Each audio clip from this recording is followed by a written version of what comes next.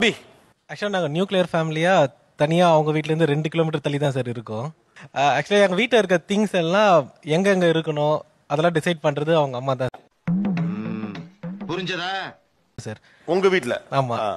So TV எங்கே இருக்கணும், washing machine எங்கே இருக்கணும், சோஃபா எங்கே இருக்கணும், சேர் எங்கே இருக்கணும், மிக்ஸி எங்கே இருக்கணும், வளர்த்தக்கடா நெஞ்சில பாயுதுன்னு கேள்விப்பட்டிருப்பேன், ஃப்ரிட்ஜ் எங்கே இருக்கணும் சொல்லிட்டு எல்லாத்தையும் டிசைட் பண்ணுறது அவங்க அம்மா தான். அது கூட பரவாயில்ல சார். ஆனால் ஃப்ரிட்ஜில் இருக்க அந்த ரேக்ல என்னென்ன இருக்கணும்னு டிசைட் பண்ணுறது அவங்க அம்மா தான் சார். அதான் பிரச்சனையே. எந்தெந்த ரேக்ல என்னென்ன வைக்கணும் எல்லாத்தையும் டிசைட் பண்ணுறது அவங்க அம்மா தான் சார். ஆக்சுவலா வந்து ஃபர்ஸ்ட் பார்த்தா அதெல்லாம் வந்து ரொம்ப பெருசா இருந்துச்சு சார் எங்களுக்கு. வீட்ல திங்ஸ் எல்லாம் வாங்கி வச்சிட்டோம். அதை அடுக்கிறதுக்கு 1 வாரம் 2 பேரும் சுத்தி சுத்தி வந்திருந்தோம். ரொம்ப கஷ்டமா இருந்துச்சு. கண்டிப்பா ஒரு கைடன்ஸ் தேவைப்பட்டுச்சு. இந்த புதுசா கொண்டாந்து குடி வச்சுக்கிறப்ப பெண் வீட்டுக்காரங்க வந்து இருந்து பண்ணி கொடுக்கறது ரொம்ப நார்மலான நடைமுறை தானே. இதையும் தலையீடா பாக்குறீங்க? ஐயோ இந்த சின்ன விஷயத்த கூட புரிஞ்சு தெரியாது. அது ஃபர்ஸ்ட் டைம் பண்ணா பரவாயில்ல சார். மாசம் மாசம் பண்ணா சார் எல்லாமே வந்து ஒரு விஷயம் பண்ணோம்னா அதுல கண்டிப்பா ஒரு தப்பு வருது சார். அடுத்த வாட்டியும் ஆனா இது புதுசா இருக்குனே இது இருக்கு சார்.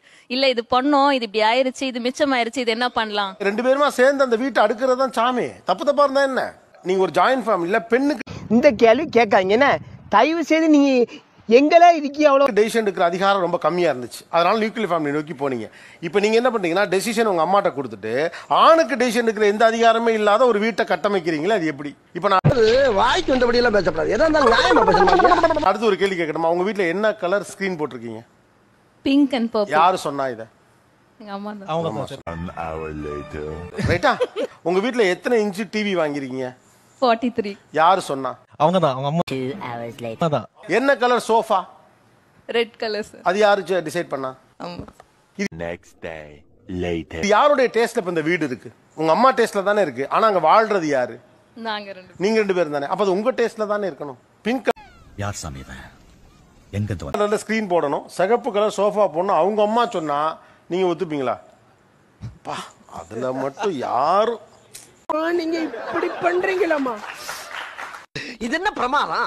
இது விட ஸ்பெஷலைட் ஒரு பேச்சுக்கு கூட கன்சிடர் பண்ணுவேன் கூட இதுவரைக்கும் யாரும் சொல்லல. உங்க அம்மாவை வீட்டை கொஞ்சம் ஆர்கனைஸ் பண்ணி கொடுக்க சொன்னா வருவாங்களா? கூப்பிட்டா வருவாங்க. கூப்பிட்டா வருவாங்க. மாமியார் கூப்பிட்டுக்கங்க. வாய்ப்பில்லை ராஜா, வாய்ப்பு கிடையாது.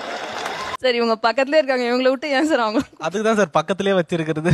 என்னுடைய டேஸ்ட் அது ரிஃப்ளெக்ட் பண்ணாதான் அது என் வீடு சார். ஆக்சுவலா வந்து ரொம்ப பேம்பர்டா வளர்த்துட்டாங்க. சடனா போய் ஒரு பெரிய குடும்ப செக்கில ஆட்டின சுத்தமான உருட்டு வந்திருக்கோம், செல்லமா வளர்ந்துக்கிறோம். இன்னொன்னு என்னன்னு கேட்டா, இப்ப ஆண்கள் கூடுதலாக வீட்டு பணிகளும் செய்கிறார்கள் முன்னை விட.